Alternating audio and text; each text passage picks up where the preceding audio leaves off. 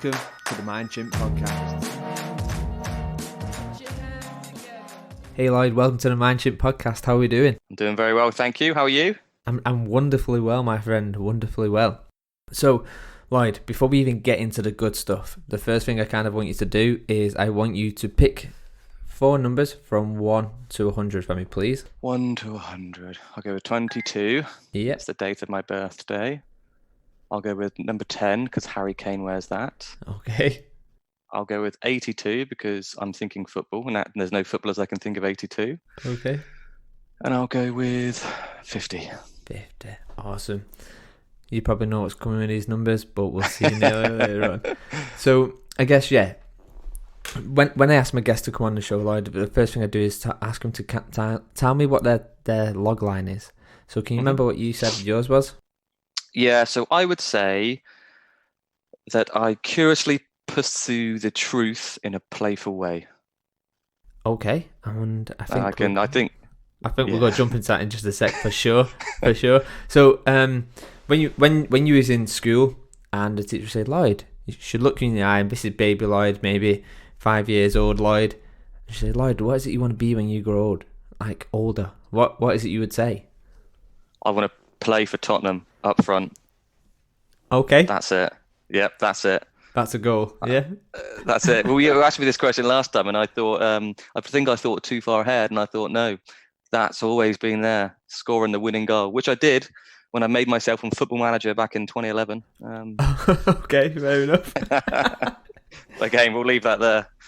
Awesome. So I mean, obviously, Lloyd, we kind of talk back and forth when we're talking about podcasts and whatnot, but maybe from our listeners who don't know who you are, maybe you could give us a bit of a whistle-stop tour of kind of where you've come from, all the way up to kind of where you are now and what you're doing now. Okay. Wow, that's where I'm coming from. I'll try and keep this to the point. So 1 of 7, lots of brothers and sisters. All the boys begin with L, all the girls begin with H. But my mum and dad are called Barry and Sandra, so you figure that one out. Went through my studies. I studied sports sciences, so I got a sports science degree.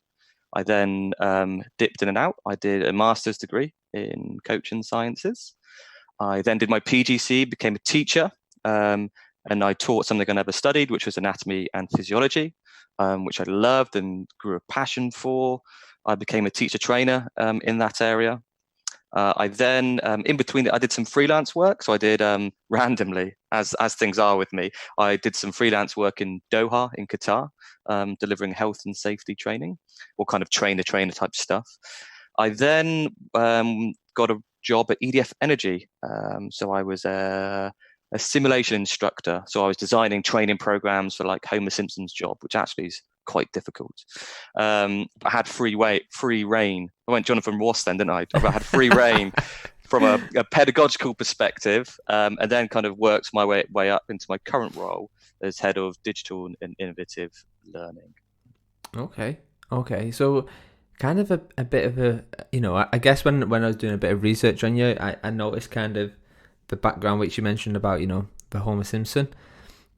Kind of why that? Like what was the need of the urge, or what made you go there? Well, I loved teaching. I loved the connection with the students, and my final year as a teacher, I think it was my best ever. So they'd have their exams, and I got to a point where I could predict between 5 or 10% in anatomy and physiology if students were going to pass or fail, broken down into particular modules as well. Don't get me wrong, my ego's coming out here. I had a fantastic set of students. Okay. I just loved that connection. And if I'm totally honest with you, I've always been scared of this thing inside of all of us where we become stale. And I used to look around some people in the office, and I used to obviously train a lot of people, as I've already said, and they just didn't have, something, the spark had just gone. So I wanted to leave on a high, really. That, and I've got a lot more time back, but that passion inside of me, I wanted to take that somewhere else. And the chap who interviewed me at EDF Energy, his name's Mike Cogburn. He's a good friend now. He's since left the organization. He just got it. He was like someone like you and I. He saw the world differently. and let me do my thing from a learning perspective.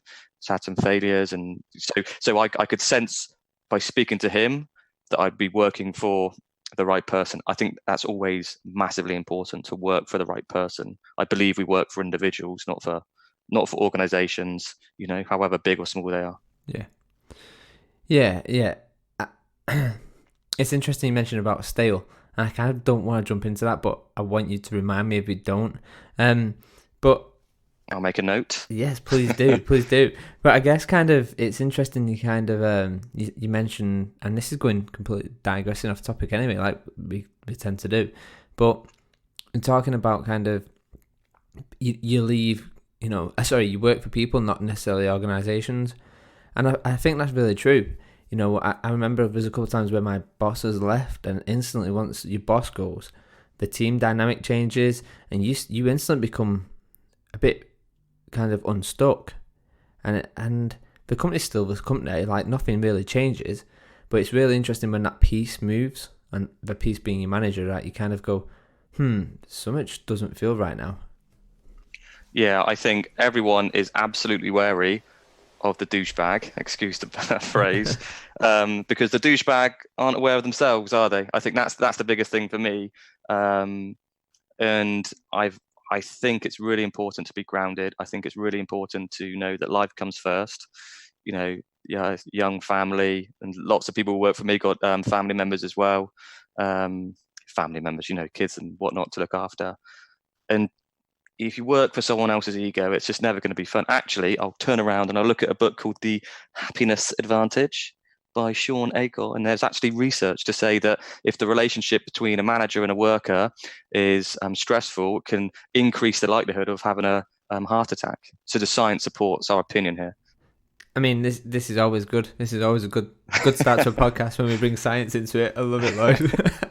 So I guess this kind of links in, I guess, to your logline a little bit, and kind of, yeah, why did you go with that logline, that kind of summary? So the key words I kind of had in there, I think curious. I think I'm really interested in new things, new people, how the world works, what the world looks like. I remember my granddad, before he passed away, he said, everyone knows about the World War II, but no one could ever smell the trenches. That's always stuck with me. I want to understand how things work. And I think that's either inside people or it's not. I think on the pursuit thing, for me, it's a journey. So whatever I'm trying to do, I'll try and have the end in mind. And I mean, so I would use the word try with an exclamation mark to be patient. I think sometimes it's just grounding yourself and saying, okay, I'm getting quite stressed out in life, in work or whatever, but what's the end point? And I think when you can take a step back and reflect on the end point, I think that helps me. I think the truth, I've already anally spoken about the happiness advantage. I think I'm always saying, okay, my opinions, how do these fare against facts? Just because there's a fact presented today, that also doesn't mean it's a fact forever. And I think people forget that. They'll hear, research today has been released that states, what are we on now? Eggs are bad for you. They've got high levels of saturated fat, but someone's going to do a research on that tomorrow and it might change. Yeah. But so people get very wed to even facts sometimes. I think you've still got to be open to looking into new things. And that's why I love research in any guys. And at the end, I'm sounding a bit serious. I think it's just important to be playful. I think no one's getting out of here alive. I think the risk is that we all take ourselves too seriously.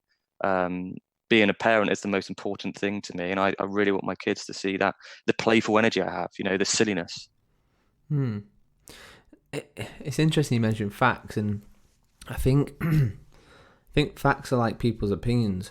Sometimes you get so wedded to your own opinion that you don't have the, I the way I see opinions is, I might, example, we'll use it in the learning context, I hate e-learning, but actually something might come later on down the line and actually it makes me reevaluate my opinion, and at which point I'll hold my hand up and go, I was wrong, you know what, I get it. But I think the problem is when you own a certain opinion for so long, it becomes really scary to kind of change that opinion, and that's like going back to kind of a fact. What you was mentioning is the fact is a fact now, but there might be research data later on down the line which kind of challenges that fact and actually turns it on its head. So what do you think, I'm just bringing it into learning for a second, but why do you think learning struggle with that? So, I mean, let's look at something like learning styles, for years and years, and then all of a sudden it's like learning styles aren't a thing. And then you still have people who turn around and go, actually, I've been making a fortune and my whole career talking about learning styles. Who used to tell me it's not a thing? And I don't know if it's just I don't think it's our industry. I think every industry is like this. I think because we're in the niche of L&D, but we think it's just us, and we get that little box syndrome of, oh, it must be an L&D problem and not just a generic industry problem of wherever you work. But if I was to say to you kind of, why do you think there's so many close... in fact, it's a two-part question. Is there a lot of closed minds within L&D, considering we're meant to have this open mind? And if he is, why do you think that is? I think I'd agree with you. I concur with your opinions. I think, the risk here is that I'll talk generally, but I'll talk on my observations because I don't know everyone in L&D. But so what I see on social media, what I see in public, a lot of the times is an area, first of all, that's imprecise. I think learning, development, training, education, it's not a Venn diagram, it's what the hell is, it's imprecise, it's not a clear area. And the thing that gets me, it's not a clear area, yet some people decide to talk with such clarity. And so that kind of clarity is based on objective foundations, I'd say, or without evidence, and we come back to the truth. So that's where my head's at. I think, to your point about, some people are more vocal than others. And there's kind of sometimes weird, say learning styles you mentioned earlier, there's sometimes like this patronizing tone. Mm-hmm. It's like, I'm tapping my nose here because it's kind of, we've got the secret and we know it's not learning styles, it's learning preferences. Yeah. It's metacognition. It's like, what? And you're like, come on. And I think everyone's trying to appear like an expert, and everyone's answering questions. So when everyone's answering questions, who's bloody asking them, right? It could be, like you say, everyone wants to be an expert. And I think to your point about learning styles, I think there's always an area that grated me, because if you are in the education sector, generally you'll talk about things like learning styles, and you'll use the term like learning preferences, because when you have the conversation with the student, you're not bogged down by those types of semantics. You'll just say, okay, how can I help you do what you need to do? And then you'll probably inadvertently touch upon metacognition, because you're giving them this YouTube channel, you're showing them a podcast, you're demonstrating a technique to something, they're like dicing a heart up, whatever. But what I found is learning styles is one thing, but actually no one in L&D has ever spoke to me about differentiation. That is absolutely huge in education. Everyone focuses on one specific thing in our industry. I think there's other conversations to have. The other thing I would say is back to that earlier point about science might prove something different in the future. There's such a thin line between learning styles and the preferences. As I said, I'm going to step off my my box here. I think my frustrations come through.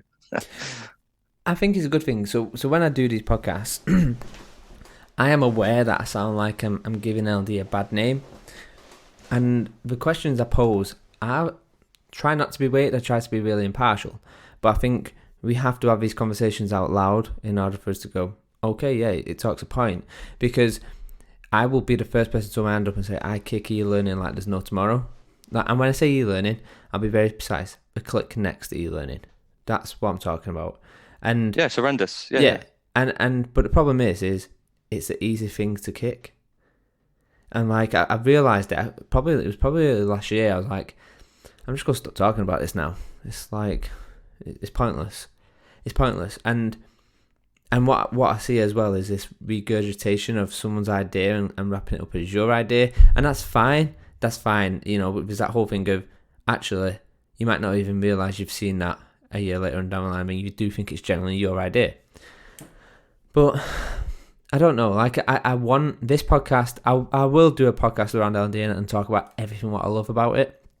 fundamentally there's a reason why we're still in what we're doing. But I feel like we need to have these conversations and address these things. And I think sometimes it can feel like we're being very general, and when we have to be in a podcast like this for sure.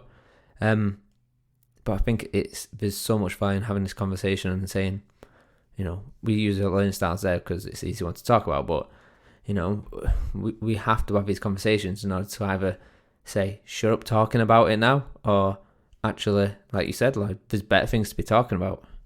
So it's I think it's kind of, I think the work that you do is great, and you have a great mind, and as you're talking there, it's kind of, we all adopt this kind of apologetic tone for having a critical thought. But actually, look at journalists. If we all had a journalistic mindset, progress would happen a lot quicker, right? Journalists ask the right questions, the questions that annoy people, the questions that spark the right type of debate. They don't, if a journalist interviewed, we've got Trump here at the moment, right? Journalists ask Trump easy questions. There'd be no digging around. There'd be no, what's your policy? When we look at trade deals, what do you specifically mean when you talk about the NHS? It would be all fluffy. It's important to ask these types of questions. Yeah, and I think so. I did a post a couple of weeks ago about L&D being dead, and kind of, actually, is it a case of it just needs completely remastering? And actually, I would love to create a team and shape what I would want my team to look like. And actually, what I pretty much turned around and said is, there's other industries what are doing. There's a reason why all of a sudden media companies and marketing companies are stepping into L&D's turf, because they realise they can do these things better. And that's kind of my argument.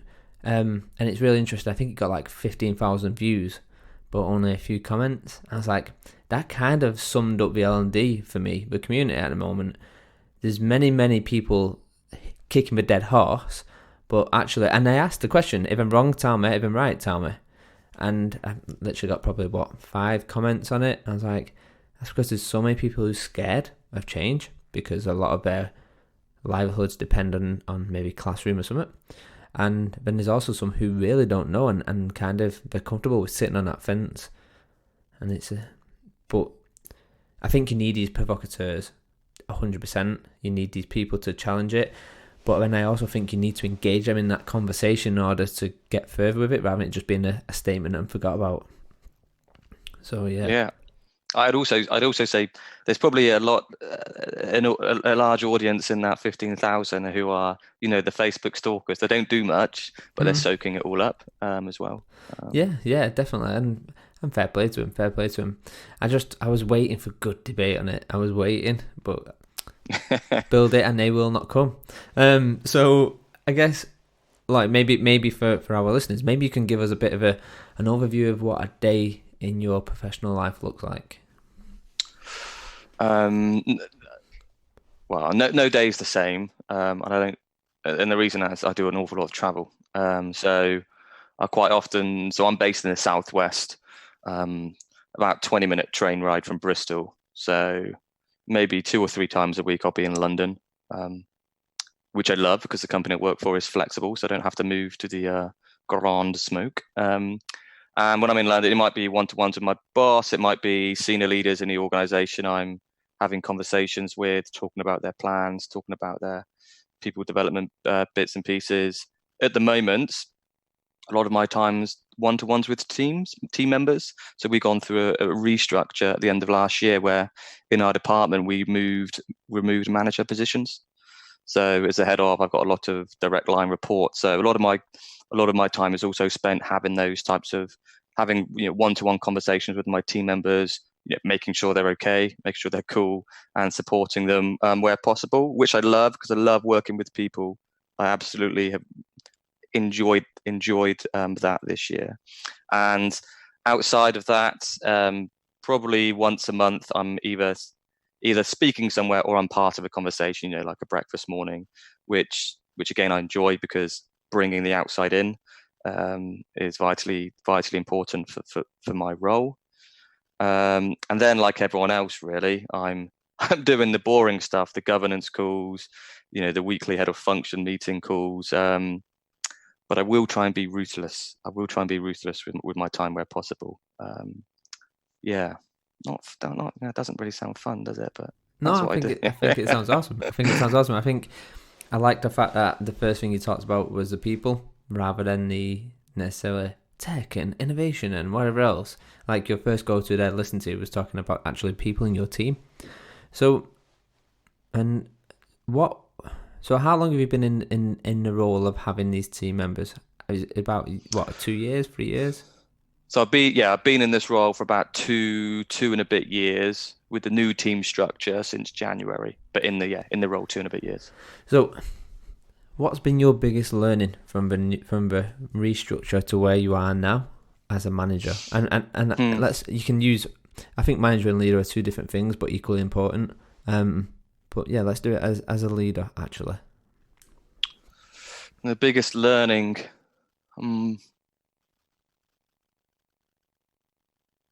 Be direct when you need to be direct. I think we all have an active voice. We spoke about it with you already, having an opinion. If you've got opinion, just say it. So when I started the role, it was, shit, I got the job. Oh, what do I do next? So I did my 100-day plan. I did everything like that. I went and, I did the tick box stuff. I went and spoke to the senior stakeholders. I was going to change the world. I was writing the strategy and all of those buzzwords. But yet you still sitting, maybe group meetings or other meeting, you got an opinion. And I think anyone really who works in innovation or creative areas, you've got this horrible thing where you're like, oh, for crying out loud, why is my brain always thinking different stuff? And once I got over that, that's the biggest thing really, because then I could see, I'm offering a different type of value here. And then you really get the sense of when everyone would do that, it is, diversity and inclusion in many ways, all of everyone's opinions. No one's right, no one's wrong, but you can then truly build. I think that was the biggest learning curve for me. Okay, that's really interesting. So kind of touching upon the buzzwords, I'm going to give you a few buzzwords now, and I want you to tell me what comes to mind. Oh God. And yeah, don't think about it. Just tell me literally what comes to mind. Yeah, I'm shutting my eyes. I'm just going to... It might be random. Okay, you ready? Digital transformation. Bullshit. E-learning. Too old. Classroom. Authentic. Innovation. Always happening. The future of learning podcast. A new chapter that's yet to be written. Ooh, okay. So you can't give us this little bite size and kind of tell us what's happening. So I kind of want to get into this podcast, Lloyd, and your podcast is an awesome podcast. I'm personally a subscriber of it. I looked forward to it when it came out and stuff. But yeah, what? Well, as I said before, you're a massive help. So what's the plan with it? Yeah. I think if I back to my thing I learned most, if I stick with my authentic voice, I got to a point where I felt that either I was not offering the value I intended, so the conversations were probably not authentic to me, not the people I was talking to later on, or I had lots of people who asked to be on the show, and some I asked to be on the show, and I just kind of cancelled that in the end. The people I spoke to, I absolutely loved it. And it felt for me, it was exciting. It was a new journey. I don't like BAU. Mm-hmm. I just felt I could offer something else. On top of that as well, at the same time I had a big personal investment in my charity work last year with the Going Sober for the November Foundation. That took a lot of energy out of me. And so with my creative juices, I've been planning something that I'd like to do probably around Q3 this year. And that's where, if I'm honest with you, that's where it's at. Okay. So I don't want to dig into too much. I want it to be a surprise for your listeners and stuff. But yeah, talk to me a bit about this Movember, because obviously it was really important to you, like you mentioned. And if I'm right, and tell me if I'm wrong, because I could be. But the idea was it, there was awareness piece, weren't it, of your podcast for Movember? Am I right in saying that? Yeah, the podcast itself was like this idea that I had, that everyone has, right? But I had at the time in order to really generate money for the charity. So my background a long time ago, I had a car crash and I had PTSD, and I really struggled. I really did struggle. It was a tough time, but through lots of support from therapy to loved ones, I got through it, and I wanted to do something significant to offer back to charities and raise awareness. So there's a stat that 3 out of every 4 suicides in the UK are male, and it's a very alarming statistic. The rise testicular cancer, great success rates if it's discovered earlier, but men being men, they don't talk about these types of things. And prostate cancer, by the World Health Organization predicts, by 2030, it will be the most prominent of all cancers, including cancers that both men and women can get. So there's a narrative there that I thought I could help out with. So what I tried to do really was start conversations. So I had like mates having a go at me because I was tweeting, check your balls and here's a diagram and how to do it. But they'd be in the shower weirdly and they'd be thinking about me, and it would prompt them to check their testicles and stuff like that. And I did a couple of speeches at conferences on mental health. And so that was it. So the link, and I digressed on that. Apology, because it's a passionate cause. And the link to the podcast was, I always had this idea, and then just penny dropped. How could I make them both work together? So do something. And in my utopian mind, every single episode would be sponsored by charity, and there'd be donations going in. And that didn't work. But what I did find was some very wonderful people and organizations did donate. And, we some of us had agreements to put their logos on my website, and I'd read out a bit during the podcast when people were asking me when I with my freelance hat on to go and speak at conferences. There were a couple mental health ones outside of L&D. I said, look, happy to do with it. All I would ask is, can you make a donation into this page? And, people donated. So that's where the idea was born from. And I can remember, because I think you've got quite a good following on Instagram as well. Because I remember we was having conversations, and I was talking about like, well, this is my approach, and you were saying actually you've got quite a good following on Instagram and whatnot. And I think I remember seeing I think it might have either been on your timeline on Instagram, like, or it might have been on Twitter, and it was kind of like an infographic and stuff of kind of going back to that, check your balls and stuff. Yeah. And I just thought it was so good to watch. It was so good to kind of watch, and for me, it was a good awareness piece. I'm more than happy to say I check my balls, but that doesn't mean that everybody is. And I thought, actually, if it's making me who's aware of this, then actually the people who aren't, actually, if that gives them that nudge what we need, then it's served its cause, right? Yeah, definitely. Well, one of the intangible goals, I should say, that I had was to save someone's life. And so when I was like, oh God, I got to do this again, or I've been traveling all day in a hotel room, and I do one of my selfie videos that took me about 6 months to feel comfortable doing. It'll be it was that really goal that I couldn't see. Well, I thought, no, I want to do this. I need to do this. I'm all in. I'm all in. Yeah. And I think it's really important that you mention that, Olin, because for anyone who, and I was talking to Ross from Good Practices podcast, and we was talking about podcasts, and he said, actually, I spend a lot of my time telling people not to do podcasts because they don't understand the effort and the time and kind of, let's just say I've got 30 podcasts now, raw files. I've got to edit them, cut them. I've got to do all the audio on them. And I say cut them, I do minimum editing. The only thing I do is balance the volumes. But when you go through your social and you go through kind of, okay, they didn't want this bit in, or, I've recorded them talking about breakfast, which probably isn't that important. But I don't think anyone sees it. And then I kind of think you did that, and then you had your blog, which you kind of capture stuff. And we were talking probably before we went live about actually how much time it is. And it's got to be important, right? It's got to be important for you to kind of make you want to do it. Because I'll be honest, sometimes when I'm finishing work and then I go, okay, I've got 2 podcasts back to back on, I'm like, I just kind of want my evening. Like, yeah, I know. I messaged you earlier, like, I'm having my dinner. I was like, okay, mate, okay. But I fully get it.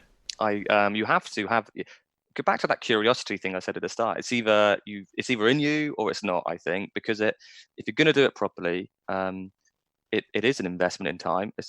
But for me, I came away from last year thinking, wow, I kind of felt like if I wanted to in the future, not if I wanted to, but it opened up a potential different career path. maybe in comms and marketing. And I just enjoyed learning about that stuff, about, the types of pictures to put in LinkedIn versus Twitter, because you'll get a better interaction and engagement on the algorithm. All that type of stuff was great. But I'm with you. It's people just think it's just flick on the microphone and do it. Because even now, like, I know where you'll be at. I know exactly where your head is at. Is this type of conversation you were expecting? Are you pivoting? How you can move the conversation on? Man, the respect I got for anyone that does a podcast, does it properly, stupidly high. I know what it's like in that place right now. Well, it's kind of like, I think if I put out 80 hours worth of podcasts, I reckon it's kind of double, triple the hours in what it takes to kind of put it all together. Yeah. And I just think that's the stuff what kind of happens behind closed doors. And I think for season 3, I will completely change my approach. I don't know how yet. I think I know how, but that's going to be a completely different approach, and it's going to require even more time to do. And it's just going to. Go on. Yeah. No, sorry. I was just going to say I'm with you, because in the first series, I started you start to then consider, on a Sunday night at 10:30, potentially outsourcing. And I tried it, and I was just like, nah, I'm not doing this. And I paid someone to edit. I didn't use it. Did it all myself again. And it's again that type of stuff. So, you cut, if you cut corners, you might as well not do it. Yeah. I think that's a great shout. Definitely. I think it's an interesting one, and everything what I do with this MindChimp brand is my experiments, and I'm lucky in the fact of my brand. If it fails, it fails. If it wins, it wins. If the podcast wins, great. If it fails, great. I've learned a shitload from doing a podcast. I've learned a shitload from building community. I learned a shitload from kind of doing meetups and creating events. Like all this and that MindChimp, like the amount of personal learning what I've got from it is so valuable. And it's like you said, you start thinking about comms and marketing and there's its value for us personally, I guess, along with your own personal goal. But yeah, it's an interesting one, and kind of talking of failures, and I've had a few things what I failed in the past, and hopefully none of these will be them, and so far they haven't been. But I'm due one, definitely due one. Mm-hmm. If I was to ask you, kind of, so we go through this corporate world of kind of saying, you need to be the best. And when it comes for interviews, you need to be the best. And you say, I did this, I did that, and everything was successful. And I think actually there's more value to saying, when did you fail? And actually, so if I was to say to you, Lloyd, what if you was to write out a failure resume or a failure CV, what would your failure CV look like? And maybe it's just one of the things, but what jumps out to you when I say that? Yeah, it's a lovely question. I think there's not anything per se that sticks out, because if something happens, I'll be like, oh man, this is gutting, but I can very quickly get over it. But I think if I was to then surmise some of the attributes or characteristics, is better term to use. I think initially, for anyone in learning development, I think it's been subservient. You go into your senior stakeholders in the business unit and you want to impress, and they say, can you do that? Yeah, we can do that. Yeah, we can do that. Oh yeah, can we do this? No, we can do. And then you're just a yes person. You're not whatever phrase you want to use, business partnering, whatever. You're not really challenging. You're not adding value. I think that for me has been a failure, and it's a failure I see in a lot of people. But I think we'll all go back to the earlier thing. We're all on our journey. I think I'm horrendous at time management. Honestly, horrendous. If I had to go and pick up my kids, well, which I often do at school, I cannot. I've got no concept of time between 2:30 and 3, and that's not some weird joke. It's just that's it. So that gets me into a lot of troubles. But again, I think just be honest with people, right? So that comes back. Just don't bullshit. Just be honest, which I'm learning to be. Failures as well. If I now reflect on some projects, I think probably some of the failures we had being involved in tech is that there's always a balance between a push and pull in terms of we want to use this technology and does it fit up to the business problem, and vice versa. So I think there's lessons learned there. Sometimes just waiting for that right opportunity rather than trying to force a piece of technology. And I say that because quite often then when you do the analysis, if you try and look at your figures afterwards, it's you've got nothing to work with. That's probably one of the things. And the final lesson learned, maybe is leading a team, is that Alex Ferguson saying, don't look for conflict. There's a lot of conflict out there. Just wait for it to find you. I think that's the biggest thing. Wait. Don't send someone a message on Slack. Don't send them an email. And I'm saying this, and people are thinking, oh, well done, Einstein. You figured that one out, did you? But we all go through it. I think it's just you're dealing with human beings. Just wait until you see them, and by the time you see them, you probably have a better sense of, is it even worth saying, because they probably know that given things needed or not needed. So that's probably it. Okay, so, and this is kind of the reason why I wanted to get onto the podcast early, because I thought you might use this as a get out clause. So, excluding your podcast, what's been your biggest, and this can be personal or professional, but what's been your biggest or personal success in the last 12 months? So the charity thing. Yeah, the charity thing. I'm not having a beer for 12 months. Man, that was not a good idea. So I enjoyed that. So that jokes aside, that was a big achievement. I did some half marathons, but they didn't really feel like achievements. I can think of better things for that. I have, in my spare time, started a course with the London School of Journalism, doing a postgraduate diploma with them. I'm nearly done on the first module, and I'm doing it in my spare time in the evenings. I've been speaking and interviewing my local councillors. I've been researching about the government. I've been writing reviews on Dumbo, the latest movie. That I've fully immersed myself into that, and then that, whilst I'm nearly at the finish line, that for me is something that really sticks out. Oh wow! Okay, sounds awesome. Side note: what was your personal review of Dumbo? It was terrible. I think all of these, the Disney films are classics. You can't just remake a classic, right? I think they're patched together. I think the characters are inconsistent. Have you seen it? Yeah, I think the characters are inconsistent. I think where Dumbo's learning to fly, and his ears stop flapping, and he can't fly, but he is flying. But you cut from that scene to him bloody jumping off at the top, and he's whizzing around, flying to his mum. I'm like, wait a minute, how did that happen? Yeah. My wife told me to shut up, and my kids enjoyed it. So there you go. Okay. I wanted it to be something it wasn't, and kind of, I like Dumbo. I've kind of always liked Dumbo. I liked what we did with the actual elephant, especially the emotions in the eyes. I thought we nailed that really well. What's the director's name? Who did it? What's his name? Oh God! Don't do this to yourself, Lloyd. Because I know Danny Hoffman did the soundtrack. Tim Burton. It didn't feel like a Tim Burton film at all to me. No, that's exactly what I was going to say to you. It didn't feel very Tim Burton at all. I like Danny DeVito. I like him in kind of Always Sunny in Philadelphia. Obviously, a completely different character, but yeah, it was interesting, and I kind of think there's now you're seeing Aladdin, and then kind of Lion King's coming out, and then the Jungle Book thing was kind of done again, I think.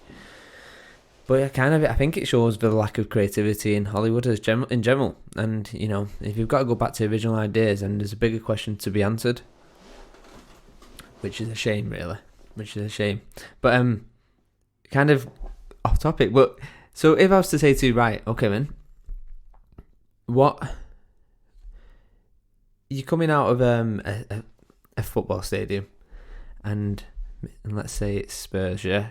After a defeat. Yeah. Tremendous stadium. Yeah. And kind of, there's a billboard, and you can put anything you want on that billboard. And it can be a message. You can make the billboard interactive. You can do whatever you want with that billboard. But a million people are going to look at it and engage with it. What would you do? Or what would you put on it?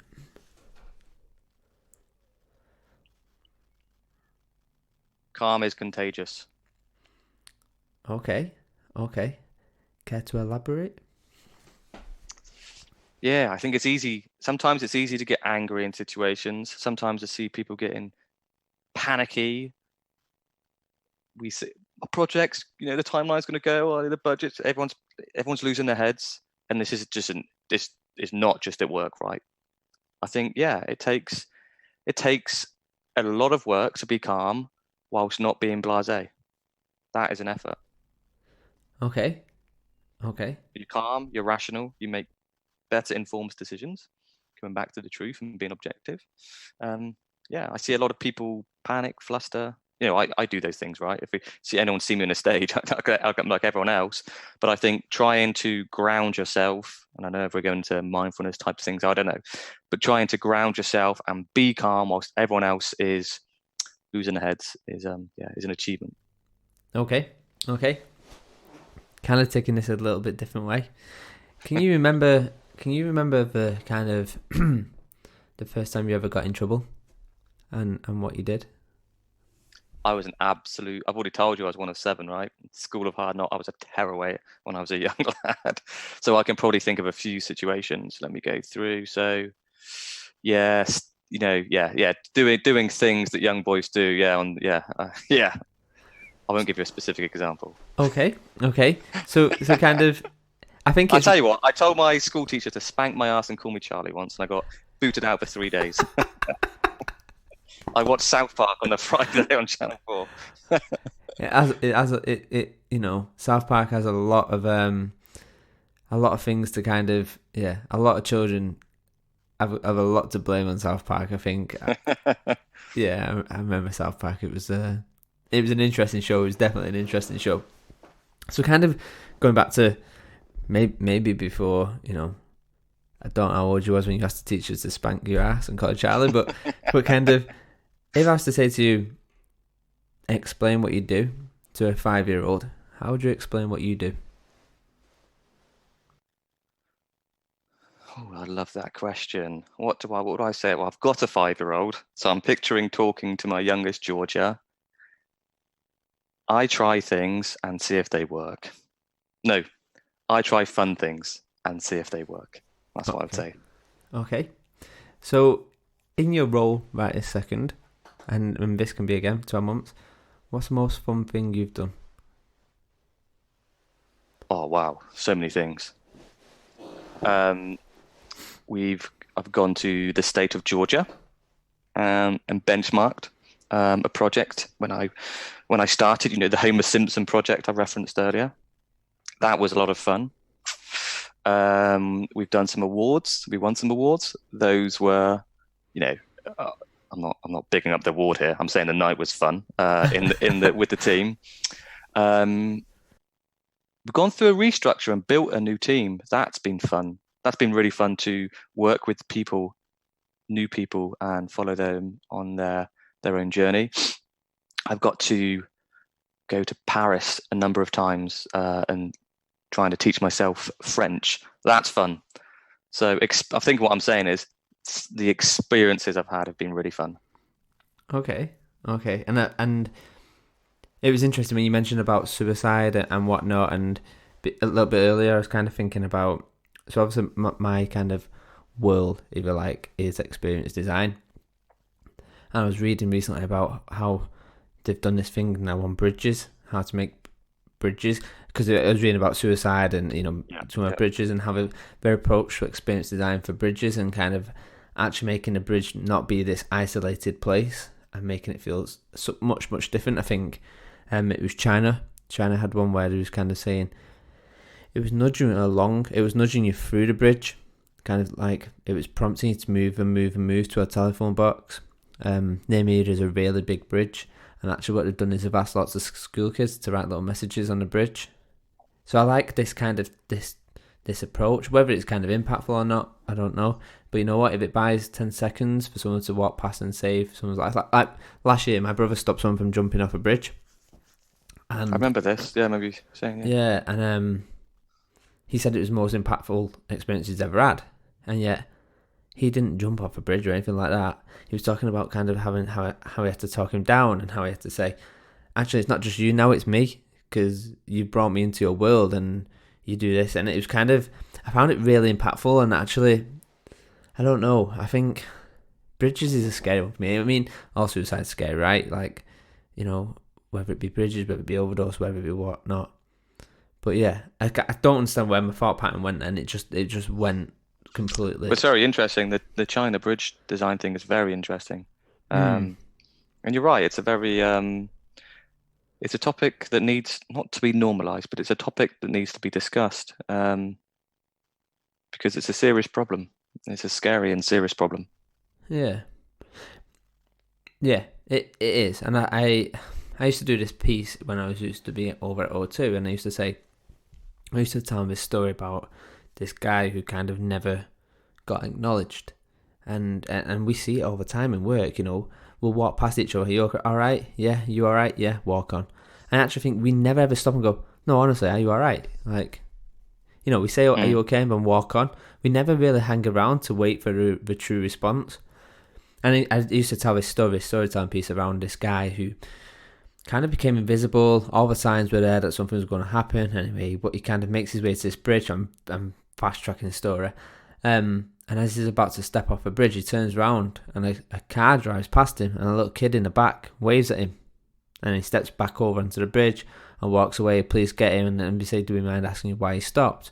And he said, because for a split second somebody noticed me.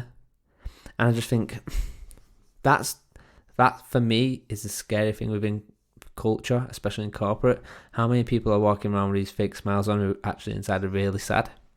That's the scary thing. And I think when we talk about employee experience and the bigger picture of culture and stuff, I think that's the biggest problem to address more than anything, definitely. But sorry, we took that very, very deep there, didn't we? Like, sorry about that. So kind of what's the problem? What's the biggest problem you're facing now? And this could be, let's go into L&D. In L&D, what is it you're facing right now? Yeah, I can start taming up my bins and my cat who won't come in. So L&D, biggest problem, I think for us is, so we're having the conversation internally about LMS. Do we need an LMS? And what's the LMS? And it's kind of like, why have we used the word LMS? Have we defined the problem already? What's the problem we're trying to achieve? So that's one thing. That's quite big. But there's two big ones. There's that one, and I mentioned the design of the team. And so making sure that we're supporting the business units as much as best possible. So we've put together like a process, an agile process, if you like. Use the word there. But just making sure that we're transparent. I think making sure that we deliver impact is the biggest challenge. Okay, so I want to dip into them. So talk to me about LMS. So kind of, do you have an LMS now already in house? Is that kind of already set in? And are you looking at it and going, do we rip it out, or kind of do you not have anything in place right now? Yeah. So when I joined, as a caveat, before the company had already procured a Moodle system, which is fantastic. It's the world's biggest, I wouldn't call it LMS, call it a virtual learning environment from Australia. I'll stop waffling because people listening probably know what Moodle is. And it was great because it could be built bespoke and it could add different things in, but it was absolutely horrendous for the teams from an administration perspective. So like everywhere, we need to prove people are doing certain things. And the company I work for are involved with low carbon energy. So people who are working on power stations or health and safety environments, they have the governor. What am I looking for? Anyway, the governing body of them. The words lost me. We must stipulate that it have to be the phrase in ticket. So for the specific programs, and so that's one of our biggest challenges. Like lots of other organizations. Actually, this year we did focus groups with our people. So we went around to all of our different sites and just did like breakfast mornings for our internal colleagues. And they were telling us that the process isn't simplified to book a course, to get learning, there's password fatigue. We've got 3 different networks for security purposes, and what you can do in one network isn't the same as another. So if you share a YouTube video, so all of these things are the crux of the issue. Okay, so I think it's really interesting with LMS, and there's a piece in this talk, what I'm doing, and I've kind of brought this talk up in literally every episode of my podcast, and I can't help it because I feel like it's addressing a few big problems. And one of the things is, do we need an LMS? When someone says about an LMS, I'm like, probably not. You probably just need a community. That's probably what you need first and foremost. And fundamentally, if you do need an LMS, you probably need a really lightweight one, what is very just for compliance. The rest of the stuff doesn't need to be LMS focused. But obviously without knowing your world, I find it's an interesting question that do we need an LMS? Because like you say, it's like if you've already defined a problem, you've already said you've gone solution. Not you personally, but that's kind of what we do, right? We go solution, LMS. And I think actually in this vendor space right now, there's so much smoke and mirrors between what's being marketed and what you actually get, that it's a tricky one. It's a tricky one if you do decide for an LMS. It's a tricky one to pick in the right one. And actually, let's throw in some other buzzwords. LMS, learning experience platform, blah, blah, blah, blah, blah, blah, blah, blah, blah. Get our LRS out as well, yeah? Yeah, you've got to get that bad boy in. So it's like, it's an interesting debate, and I think it's one that will never end until the next thing comes out, and then actually when someone realises, shit, we've got everything we need around us, and we don't need this other new platform. I think it's a secret organisation that no one sees. Maybe they're alien life forms, and they are actually keeping e-learning alive, and they realise the only way to keep e-learning alive is to promote all of these different LMSs. That's what I think's happening. Wow. There we go. This has just turned into a Joe Rogan podcast. Conspiracy theories 101. Let me just put that out. Thank you. So, all right, and so we know what your kind of problems are with LMS, and kind of you talk about actually being of value to the business and being transparent. So, if I was to come around to you and say I've got this problem, Lloyd, of an LMS and being transparent, how would you address the problem if it was mine? Good question. I think I like the questions that surround how do you know what things do you tell you that you've got this problem? Is it an opinion? Is there any data? You say you're getting loads of requests. How many? How many of those things? What would life look like if you didn't have this thing you wanted? Would it be the end of the world? How would you adapt? I think I'd probably pivot around those questions. Yeah, it's always good kind of about new world and old world and comparing. And actually, does the platform make the new world possible, or is it just you and your figmented kind of your crazy mind thinking? A bit like how we have a new iPhone's going to change our life. The new LMS is going to change our world, our corporate world. It's a weird one. It's a weird one. But I love standing in the future as well, by the way. As I said earlier, I think this bit like a meditative exercise and saying, okay, in 2 years' time, if you didn't have this problem, what would you what have you done to get to that place where you're feeling happy and working backwards from there? I don't know. I'm telling you, I'm to suck eggs here, aren't I? But it really works well for me in my mind. Yeah, and I think we talk about kind of this reverse engineering from the endpoint back, and I wonder how many people actually do that. How many do that as a process and going, this is where it is, and let's work backwards. I think a lot of people talk about it, right? But we don't actually do it. And actually, in order to do that correctly, you have to stand in the future, right? It's kind of the first thing to do on that. But I think it's a tricky one to master that, to be honest. Kind of standing in the future and kind of going, okay, what does that look like now? It's there, or no, it's not there, or whatever. I think it's a good skill, but I think it's a hard one to kind of master as well. I think you need to be vulnerable. I think you need to be open in both those ways. Yeah, definitely. So, all right, and so I guess kind of, we're talking about vulnerability. When was the last time you was out your comfort zone, and when was the last time you was vulnerable? Oh God. And actually, I want to branch off that as well, and I want that in professional and personal, maybe. Oh, one of you. It happens a lot. Yeah, it happens a lot. So here we go. Look at me trying to think of some big, impactful thing. I think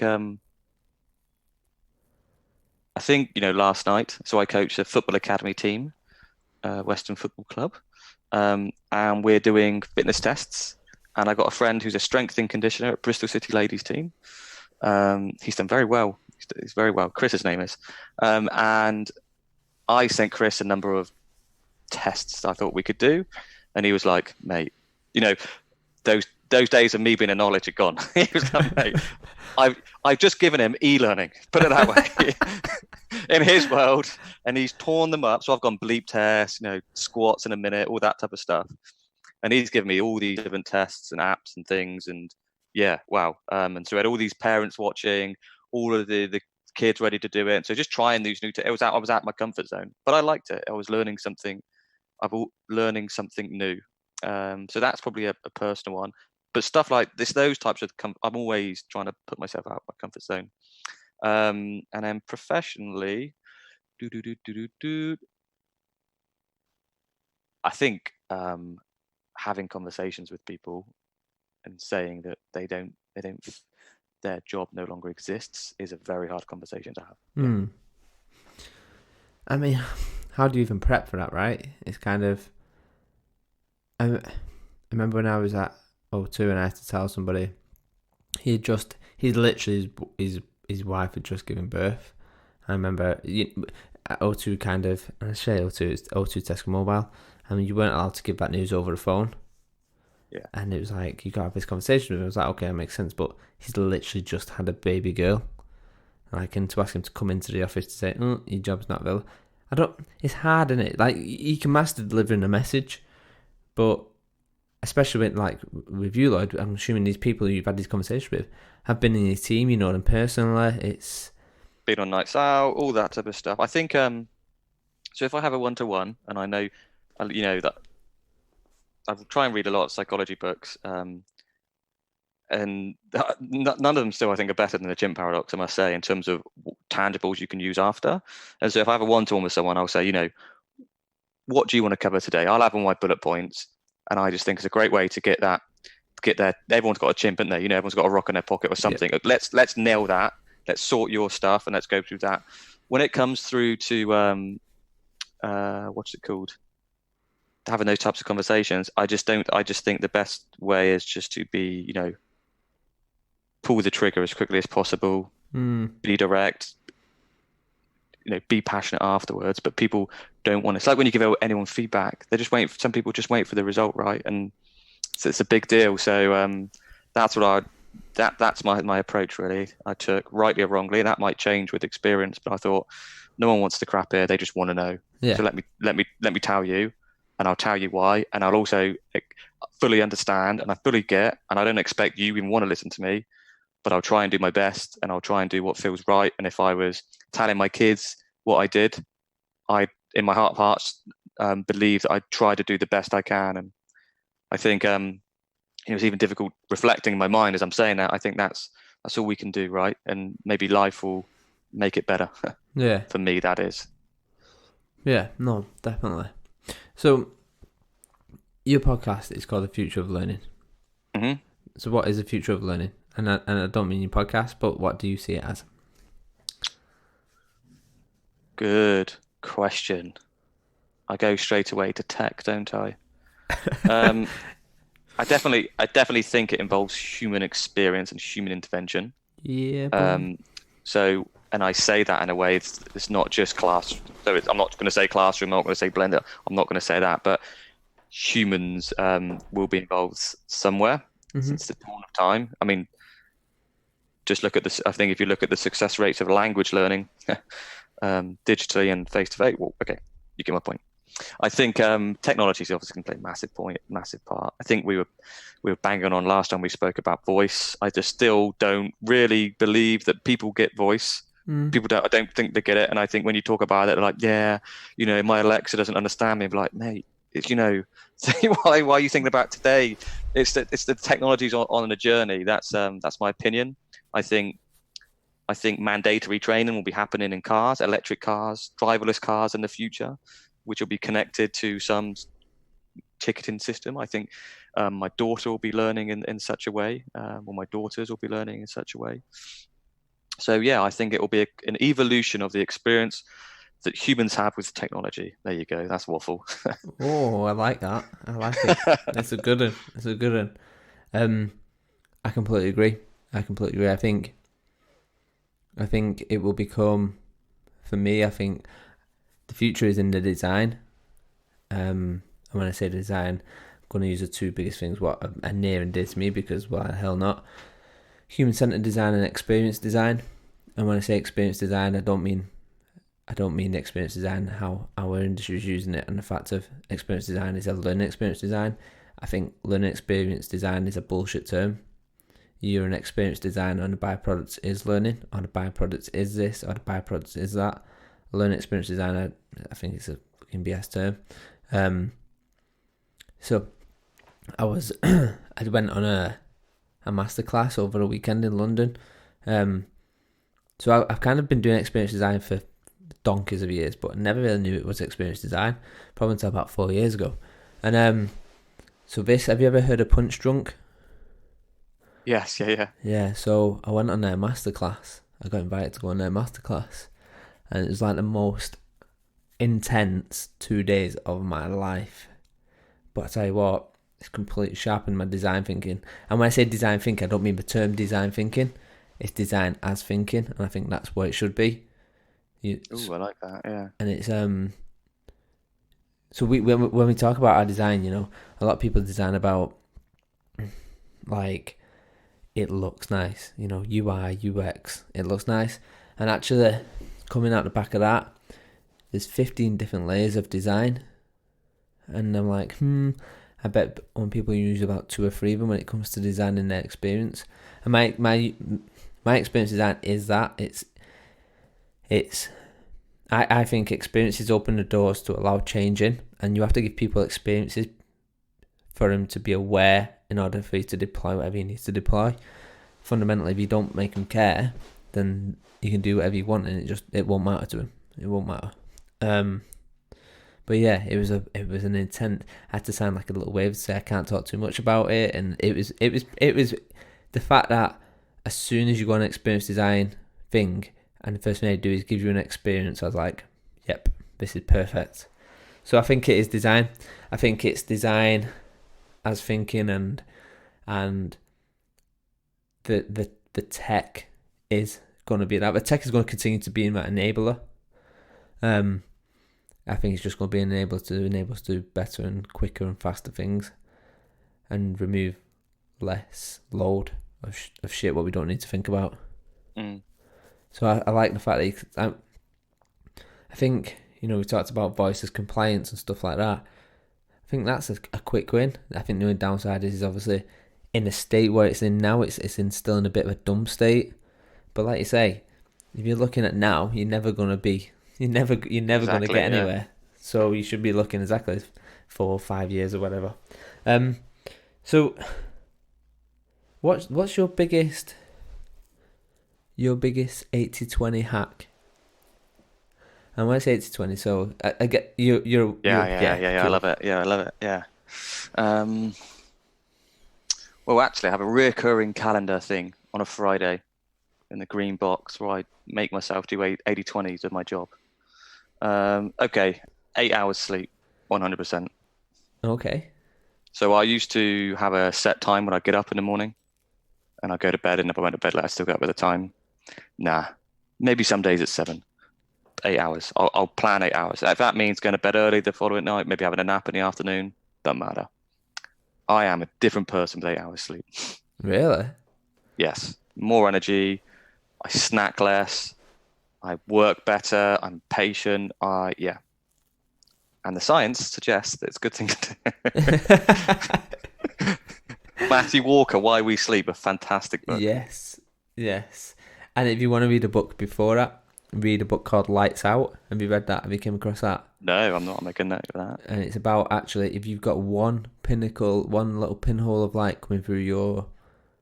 It uses this as an example, but if you get one like pinhole of light coming through on your body while you're asleep, your whole body, you know, you could be in a pitch black area, but when that light hits that part of your leg, it starts to stimulate you waking up.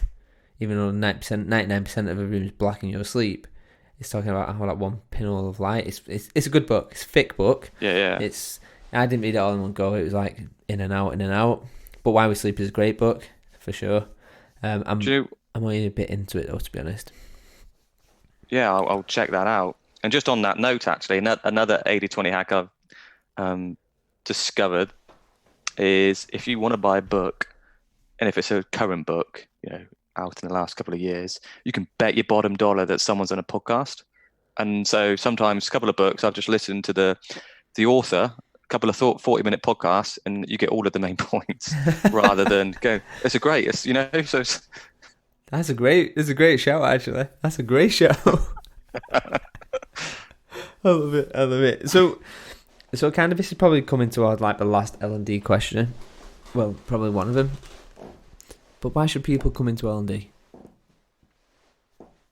Like, we look at apprenticeships, grads, but maybe it's not even that. Maybe it's people within our corp environment who are looking like for a bit of a career shift from, I don't know, let's say from marketing or from whatever, into whatever. I know what you mean. Yeah, I do know what you mean.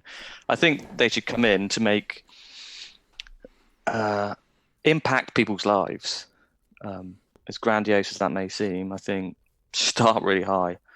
And when you asked that question, my mind went to two things: people coming from outside of, let's just say, large businesses, but also people who are in those and they think, okay, what I'll do is I'll go into L&D and do a bit, do some fun stuff. I'll say yes to that senior stakeholder and yes to that senior stakeholder. I think without actually wanting to know what the fundamentals of learning, training, all of these pedagogical principles, what they are, or even being inquisitive, man, that's a recipe for disaster. Massive time, because, well, that's my opinion.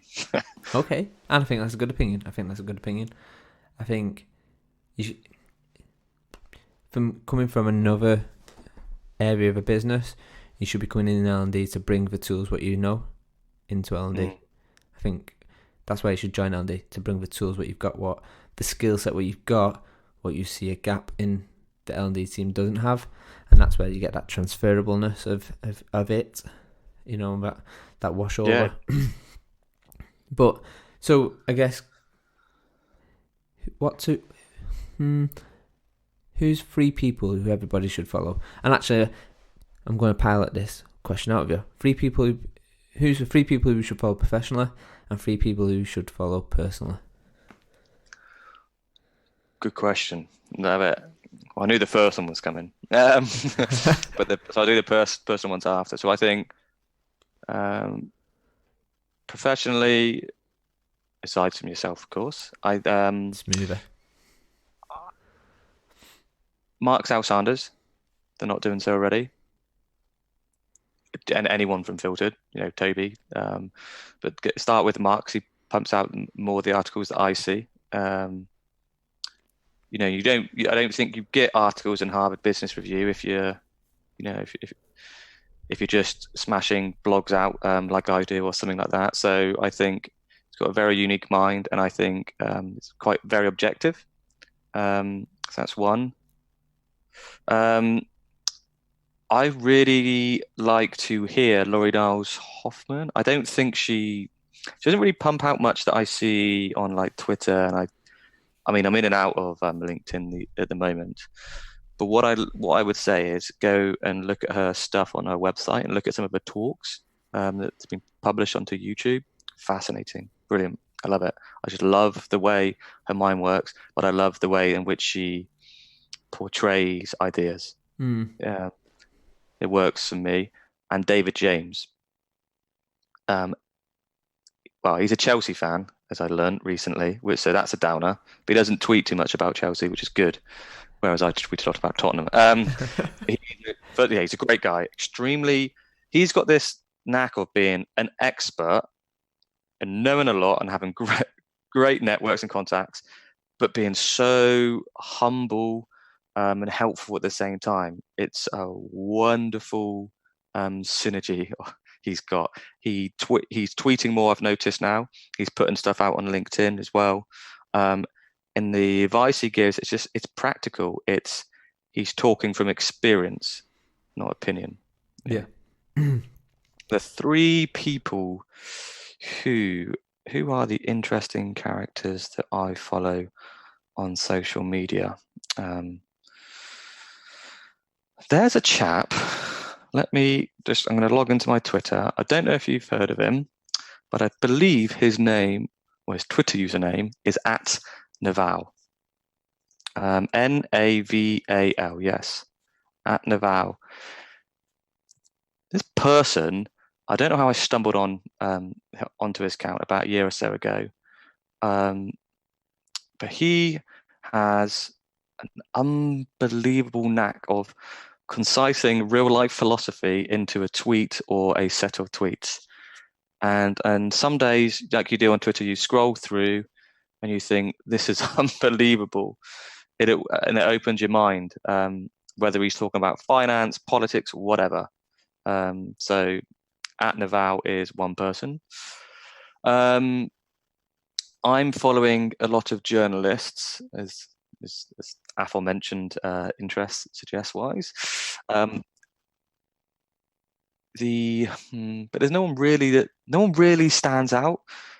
I would say follow a number of journalists because you'll get differences of opinion on similar topics. That's what I like. That's a bit of a cop-out, but that's what I do. It works for me. Informed opinions. And the final one, who was it? It was a wrestler. Mick Foley. Okay. He's just really interesting. Some of these, I watched wrestling back in the day, but some of these guys are living really, really interesting lives and telling really interesting stories. He did a comedy gig, I think, or something at Sheffield United Football Club recently. So yeah, that's it. They're the three people. Okay. And what 5 tips, and see I'm going with 5 here, I'm increasing the numbers as we go here, Lloyd. What 5 tips would you give to someone who wants to be the next Lloyd? And when I say Lloyd, I mean you in your position, what you're in right now, professionally. Yeah, okay. Have a USP and know it and go all in on it, whatever it is. Be confident in that and just do that. But you got to have one thing, to complement everyone else's one thing. I think don't be a douchebag. No, you're not important than anyone else. If you go off on leave, the company's not going to go bust. You don't have to check your email at 8:10. Lead by example. That'd be the second thing. I think the third thing is treat people as you expect to be treated. Make a note of when it's team members and peers' birthdays. Put it in your diary. Send that little note. Those things matter. It shows that you care about people. And you can't fake caring, by the way. Actually care about people you work with 100%. The fourth one would be the conflict thing I said earlier. Don't go searching for conflict. Dress your ego down. There's bigger, more important things. And the fifth one would be always think about tomorrow, because you might do some great stuff. You might do a great project. You might do a great thing. But if you're thinking about what's next and what's coming tomorrow, it's going to ground you and it's going to keep you focused and not stale. Okay, sound advice, Lloyd. So, last deep question. Do you even like yourself? Yes, I do. Okay. That's a very deep question, my friend. Yeah, it can be deep, it can be light, it can be whatever you need it to be. So, at the start of the show, I asked you to pick 4 numbers. It's just like it's an onslaught of questions here.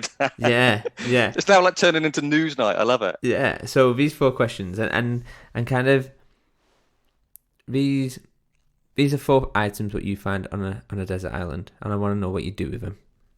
I'm trying to think of the numbers. I'm trying to do my recall here. So you did 22. 22. And that 50, was a Sharpie. 81. Yes, and 10. Then you did. Oh, sorry. No? I wasn't listening. No, it's fine. What have I got to do? FYI, you did 100% on recall of numbers. Well done. Yeah. So, number 22 was a Sharpie pen. Number 10 was a glow stick. Number 82 was a eraser, a rubber. And number 50 was a keychain. So, you're on a desert island. What are you doing with these 4 items? A Sharpie, is that one of the highlighter? Yeah, that Yeah. like a marker pen. Yeah.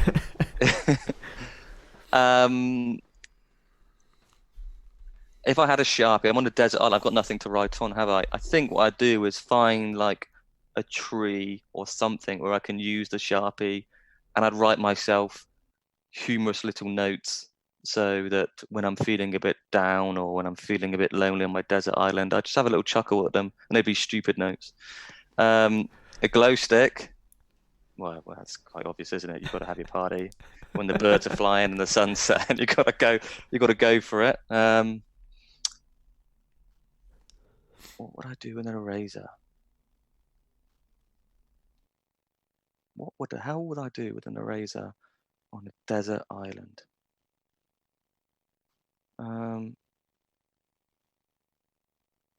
I would take the eraser part apart, and I would have one little bit of the eraser that was quite big, and I'd have 22 other smaller or medium-sized erasers, and I'd make a little football pitch, and I'd still use the Sharpie and make one of the team the opposite color to the eraser, assuming they're not the same color, and I'd have my eraser game of Subbuteo, every Saturday. Okay. And the keychain would be awarded to the winner of that game. Beautiful. So one of the team would be I'd carve out a little space in one of the trees, and one of the teams, all 11 little dots, would sit there with the keychain, like the Champions League trophy. Yeah, but probably won't talk about that one, eh? So no, we won't. We won't. So projecting my anxiety of what I'm losing now. Thank you for reminding me. So obviously, like, you of all people know, we never kind of continue. We never really truly actually stopped growing and developing. So at the beginning of the show, I asked you what you wanted to be, and you said kind of a footballer, right? A striker. If I was to ask that question now, given where you are, what do you want to be when you grow older? I don't know, but what I do know is if I'm committed and I'm prepared to take a few hits, that I'll do it. Okay. I love it. So, Lloyd, where can people find out a little bit more about what you're up to and what you're doing? So like everyone, I'm on LinkedIn. I'm also on Twitter at LloydDean UK. You can check out, if you've not listened to any of the podcasts, you can check that out just by searching The Future of Learning on major podcast distributors. And I'm on Instagram here and there, so I delete it from my phone and I add it and I delete it and stuff like that. So yeah, that's what they can find out, or they can just, I was going to say email me if they drop me a message on LinkedIn. Okay. One more question. It's just popped to mind. Oh yeah. So you are a big rap hip hop fan. Yes, yeah? I love it. Here we go. I'm staring at the Hip Hop Raise Me book. Okay. If I had to say, what one hip hop track would you use to sum up your life? What would it be? That for me is the deepest question you've asked.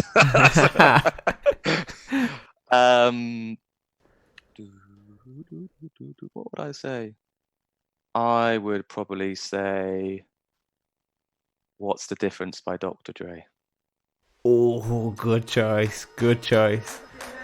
Lloyd, it's been an absolute pleasure. Thank you very much. The pleasure is mine. Thank you. Cheers, Lloyd. Bye-bye.